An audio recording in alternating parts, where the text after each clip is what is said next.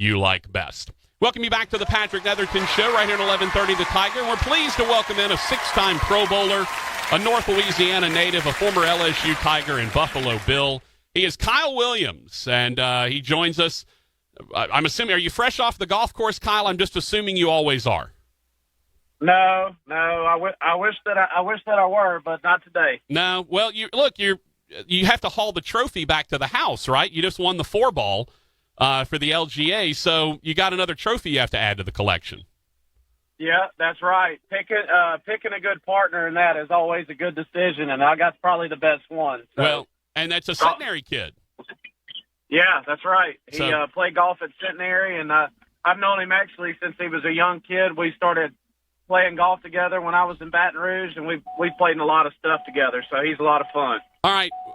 Are you you're an amateur golfer, but you obviously play at a very high level. You were a Pro Bowler in the NFL, but do you consider yourself a better football player or golfer at this point?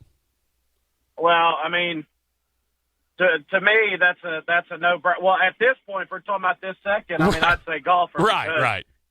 You couldn't hold a gun to my head and make me go take on a double team right now. But if we're talking about in the grand scheme of things, there's such a great chasm between professional golfers and the kind of golf that I play, and from guys who played football in high school to what a high level NFL player plays. So that's kind of a loaded question, but ultimately a better football player. But as of right now, where I stand today, golfer, because I wouldn't dare play a snap of football right now. I understand. And correct me if I'm wrong, you play a lot with Shreveport native Sam Burns, right over there? Yeah, I play with Sam quite a bit when he's in town and not on tour. We have a good time together. We bounce ideas off of each other. We just kind of talk about working your life through your respective sport, even though they're different. The mindset can kind of be similar, so we have a really good relationship, a unique relationship that I think we both gained something from. Well, it's interesting because he's a new pro, as you mentioned, and you're an old pro, but you're also an amateur golfer who is right there on the cusp of what would be a professional level. You're at the highest level of amateur play. And he's a guy that plays that professionally. What do you kind of learn from each other?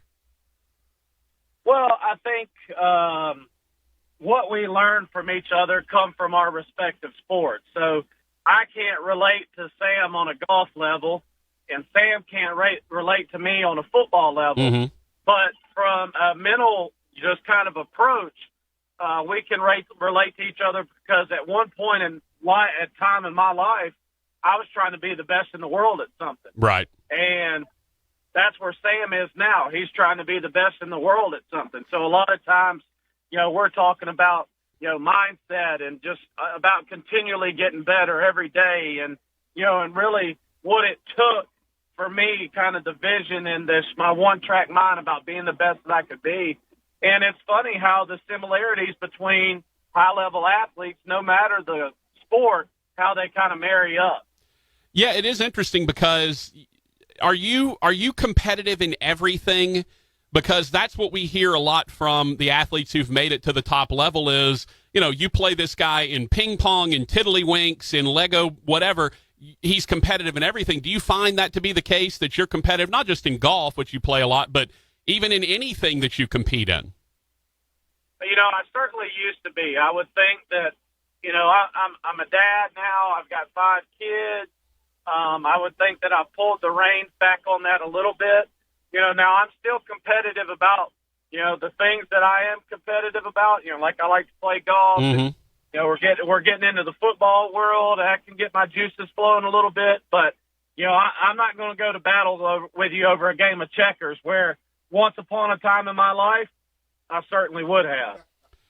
I understand that. Talking to Kyle Williams, 6-time Pro Bowler, former Buffalo Bill, former Ruston Bearcat, and LSU Tiger. All right, I do have to ask you about another Shreveport native. You only got to play with him, for 2 years, Trey White, from down here at Green Oaks. Give me some idea of just what you saw. That kid came in, started as a rookie. All-Pro this past season. Kind of tell me about his game and what you saw in him. What I appreciate the most about Trey is just his work ethic, the way he goes about himself every day.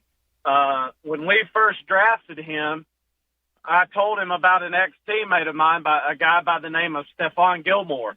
And I said, Trey, this guy is one of my favorite teammates I've ever had. The guy literally would not let you catch a ball and walk through. He was the most competitive, professionally minded guy I'd ever been around. I go, and then now all he is Defensive Player of the Year, highest paid corner in the league, all these different things. I go, all that kind of stuff doesn't just happen. I said, if you can kind of put your mind there with the talent you have and, the great coaches you have here with Sean McDermott, Leslie Frazier, all those guys, you can do things like that. And, really to watch him take off and blossom has really been a lot of fun. And I'm happy for Trey. I'm really going to have fun watching his career. Is he invited you to the Trey White Goalie Academy? No, he hasn't invited me to that because I told him that I would be a better goalie than he was, so he didn't really like that I said that. Well, I will say this, Kyle. He got drafted by the Mudbugs, the Shreveport Mudbugs, yesterday as one of their supplemental picks. So have you been drafted by a professional hockey team? No. So he's got the PR machine working on that. That's nothing. That's nothing but a pub deal. Okay, that's no talent. I hear you on that. Like I said, he literally though he is one of my favorites. He's going to be one of the best, not just corners, but one of the best defensive players in the league for a long time. You know what? And on top of that, he is a super guy. Yeah. Every time we've ever dealt with him, he's been amazing. Talking to Kyle Williams. All right, so how slept on right now are the Buffalo Bills? Or do you think maybe people are catching up to the fact that this team that's got an amazing defense and we're starting to coalesce around the quarterback position? Do you feel like people are starting to wake up to what the Bills have in terms of potential? I think so. I think what you're seeing is where Brandon, Dean, and Sean have taken that team. When they took over, we're really in a tough spot with the salary cap. They've been able to mold a team through the draft to their culture standards, what they want. And then once they got themselves out of cat jail, they started adding high character, highly competitive guys at certain spots at impact positions along the team. And I can tell you, they're not going to bring in guys that don't fit their makeup.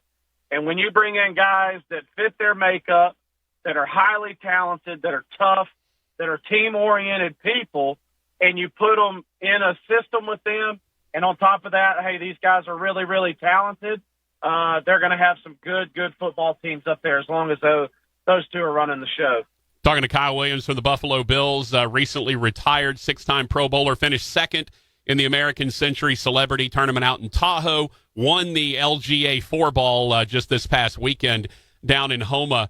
All right, so is golf now your outlet? Because we hear so much about NFL players when they retire trying to find something to funnel that competitive nature, but also to get that adrenaline that they're used to getting when they run through the tunnel. Is golf now that for you, and how much can you really replace what you had in the NFL in terms of that with golf or anything else in your life? Well, look, I like to play golf. I can get frustrated playing golf because I made a pretty good living on trying really, really hard, a lot of effort. Where it seems like the harder you try in golf, the worse you get. Mm-hmm. But I can't put those two in the same wavelength. Like I said earlier, when I played football, it was physically, mentally, and emotionally demanding. I really wanted to be the best in the world at it. And where at golf, like, hey, if I go to a golf tournament and I don't win, you know what I got to do for the past couple of days? I got to play golf. Mm-hmm. And it's kind of a good thing. It's a nice thing. Oh, I didn't play good. I wish I'd have played better. No big deal. So it's really hard to kind of compare those two. And I would just tell you, like, I've gotten some attention here for playing golf. My golf game is not near what some people have made it out to be. Like I said, my golf game compared to like Sam and all what these professional golfers are is like putting a junior high kid on the field with an all-pro, offensive lineman. It's just not even in the same ballpark. Well, and you kind of mentioned this earlier, much like the best of the best end up in the NFL, the best of the best high school players end up in college, the best of the best college players end up in the NFL. It's the same way on the PGA Tour. I'm curious, being able to play with a tour player like Sam Burns, who's really starting his career but having some success early on, what do you see in golf that you go, okay, that's the difference between an amateur, even a good amateur, and a professional? Well, I think, my best example is obviously with Sam, like you talked about.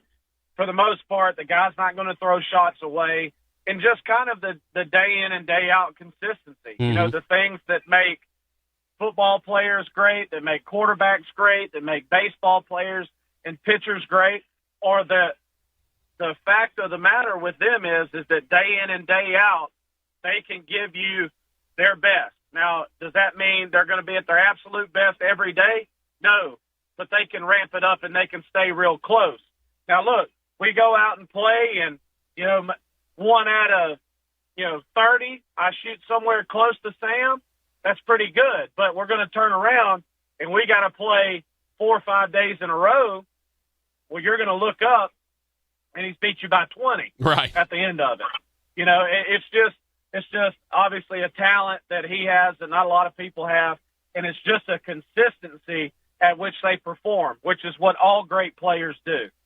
Talking to Kyle Williams, former Bills defensive lineman, LSU Tiger defensive lineman. All right, walk me through the 2019 LSU season, Kyle. What was that like watching that? It was a lot of fun. I think that any time that your alma mater puts arguably the greatest college football team in the history of college football on the field, it's a good season for you. Just watching the way that the state kind of formed around that, jumped on it, the way that Joe Burrow took off, and with his story and all those receivers and those guys, it was just so much fun to watch. I'm looking forward. Hopefully we can get going this year at some point. And an old friend of mine, Bo Pelini's down there running the defense now. So there's a lot of things to be excited about LSU football. I'm curious. We haven't discussed it and kind of on purpose. We haven't talked about COVID, but I'm curious. Do you have any feeling for what you think might happen with football coming up, college and pro? I think professional sports is going to play. Mm-hmm. And here's one of the things you have to think about when you're talking about the NFL is the NFL is backed with television money. So they can take a hit to the salary cap. They can either take it in 1 year or they can distribute it over time because their revenue is backed with TV money. So as long as they're playing in their own TV, they can pay their bills, they can pay their players, they can do all those things. Now, once you get out of the professional realm and television money, it becomes a little more murky because you're talking about athletic departments that need fan revenue. They need on-campus spending revenue to fund the athletic department, whether it's football, basketball, some other spring sport. Money becomes a bigger issue because you need gate money and all those other things. So colleges will be a lot more interesting to see how they approach fans in the stands, when they get started, all that kind of stuff. Has it been fascinating to you? Because it's been fascinating to me. I work in college athletics. I call games for Northwestern State. So I've kind of been around this, but I've been fascinated by, and even in the professional ranks, Kyle, the voice that it seems like athletes are finding for themselves. And a lot of it's through social media, but you're seeing these athletes, both in the professional ranks and in the collegiate ranks, sort of take ownership of the fact that they're the product that's on the field. Has that been fascinating to watch as some of these guys are demanding better, especially in college where they don't have a PA, where they're demanding better treatment, they're demanding more safety, that kind of thing? What has that been like to watch? It's been interesting to watch because I didn't kind of go through, I guess, that realm of it. Mm-hmm. Social media really wasn't a thing when I was in college. It really kind of came on through my NFL career. I think that motives are always an interesting thing. I think when you're talking about safety and all those types of things, they can be universal.